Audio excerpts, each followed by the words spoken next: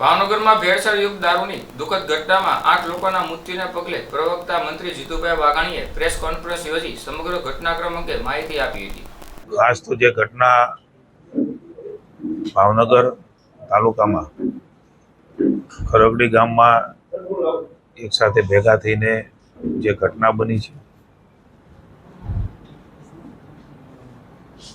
8 લોકોના મૃત્યુ થયા છે.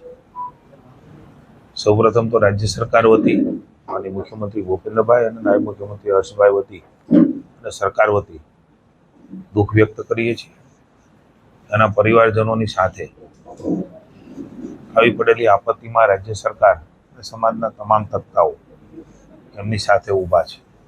બનાવ પણ દુઃખદ છે, ઘટના પણ દુઃખદ છે. જેવું ધ્યાનમાં આવ્યું 18 તારીખે તુરત જ પોલીસ ડિપાર્ટમેન્ટે અલગ અલગ લોકોએ જે સેવન કરેલું અને જે દેશી દારૂ એને તો પહેલા પ્રાયોરિટીમાં તાત્કાલિક ગૃહમંત્રી અને નાયબ મુખ્યમંત્રીની સૂચનાથી પોલીસ વિભાગે એમને હોસ્પિટલ ખસેડવાનું કામ એ કર્યું. જે લોકોએ સેવન નથી કર્યું અથવા તેની પાસે કંઈ આ પ્રકારની વસ્તુ પડી છે એમને પણ સૂચિત કરવામાં આવે. એસપી, કલેક્ટરશ્રી વગેરે દ્વારા આજની મળ્યા બેઠકની અંદર માનનીય મેયરશ્રી, જિલ્લા પંચાયત પ્રમુખશ્રી, માનનીય ધારાસભ્ય શ્રી ગૌતમભાઈ સેજલબેન,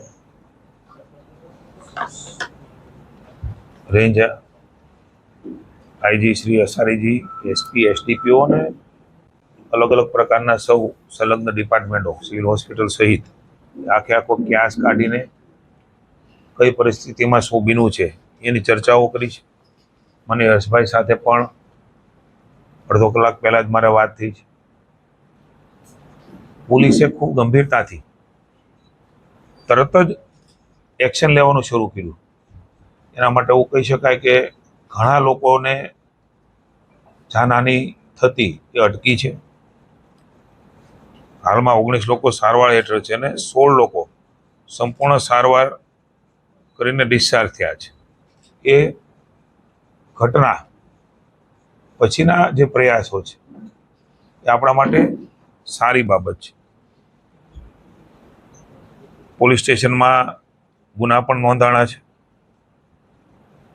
21 આરોપીમાંથી 13 આરોપીઓ એની અટક કરી છે અને 10 દિવસ સુધીના રિમાન્ડ મળવા એ પોલીસે કરેલી રિપોર્ટના આધાર ઉપર એ ફલિત થાય છે. મુખ્ય સૂત્રધાર ગૌતમ સોલંકીને રહીશની પણ અટક કરવામાં આવેલ છે અને બીજા 2 પણ ગુના એમની ઉપર થયા છે. રાજ્યની સરકારે મુખ્યમંત્રી ભૂપેન્દ્રભાઈના માર્ગદર્શન અને આદેશથી નાયબ મુખ્યમંત્રીશ્રીએ પણ હર્ષભાઈ ખૂબ ગંભીરતા લીધી. એ જ દિવસે જાણ થઈને એસએમસીને તપાસ આપવાનું કામ પણ રાજ્યની સરકારે કર્યું.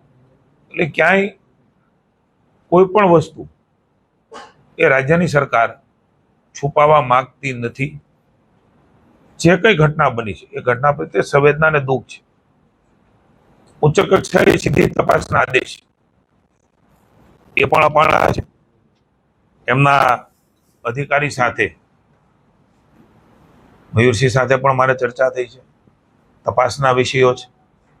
તપાસ એ આગળ કરી રહ્યા છે.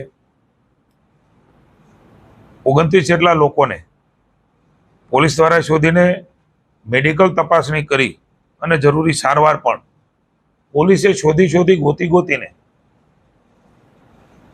એના પરિવારના સ્વજનને તકલીફ ન પડે એના માટે થઈને હોસ્પિટલાઇઝ પણ એ પોલીસ દ્વારા જ કરવામાં આવ્યા છે. ખૂબ ઝડપથી રાત્રે 12 વાગ્યા સુધીમાં એ એક્શન પણ લીધા, લોકોને શોધી પણ કાઢ્યા.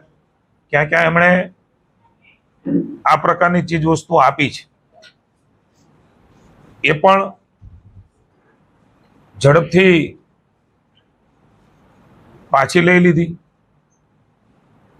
કેટલાક લોકોના ધ્યાનમાં આવ્યું એટલે કેટલાક લોકોએ કદાચ એ ખોડી પણ નાખી હોય, એનું સેવન ન પણ કર્યું હોય, પણ કંઈ પણ છોજ રાખ્યા વગર પોલીસે પણ સંવેદના અને માનવતાથી આ કામ કર્યું છે. આપણે સૌના ધ્યાનમાં છે. બનાવ બન્યો પુનઃ એકવાર કહું છું, એવું જ છે. પોલીસને પણ છે, અમને પણ છે ને સરકારને પણ છે. એ ઘટના ઉપરના એક્શનો પણ ખૂબ સખ્તાઈથી રાજ્યની સરકાર લેવા માંગે છે.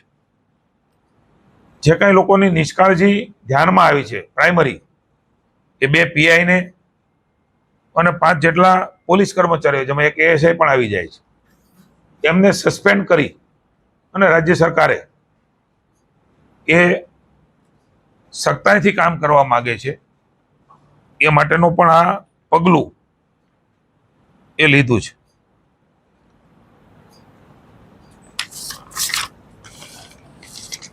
આપણે સૌ જાણીએ છીએ, તમારા માધ્યમ દ્વારા પણ કેટલીક વસ્તુઓ એ ધ્યાનમાં આવ્યું છે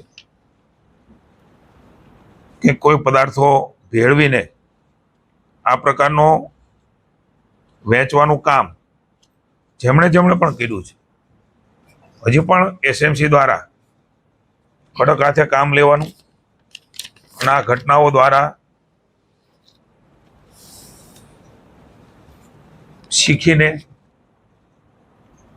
સખ્તાઈથી કોઈ પણ વ્યક્તિ આમાં સામેલ હોય, ચાહે આરોપી હોય, આરોપીને મદદ કરનાર હોય, અલગ અલગ રાજ્યમાં એના તાર હોય, તો એ રાજ્યમાં પણ જઈને સરકારે અને SMCએ કામ કરવા માટેની સરકારે અમને છૂટ આપી છે. ગંભીરતાથી આ વિષયને રાજ્ય સરકારે લીધો છે, નહીં તો કદાચ ન કરે નાના મૃત્યુ આંક એ વધારે સંભાવનાઓથી થવાની. પોલીસે પણ એની ગંભીરતા લીધી, રાજ્ય સરકારે પણ લીધી, અને જેમાં જે લોકો સામેલ હતા એના પ્રાઇમરી જે ધ્યાનમાં આવ્યું છે એના ઉપર એક્શન પણ લીધા. હજી પણ તપાસના અંતે જે કંઈ બાબતો ધ્યાનમાં આવશે એ બાબતોમાં સરકાર કશી પણ બાંધછોડ કરવા માંગતી નથી.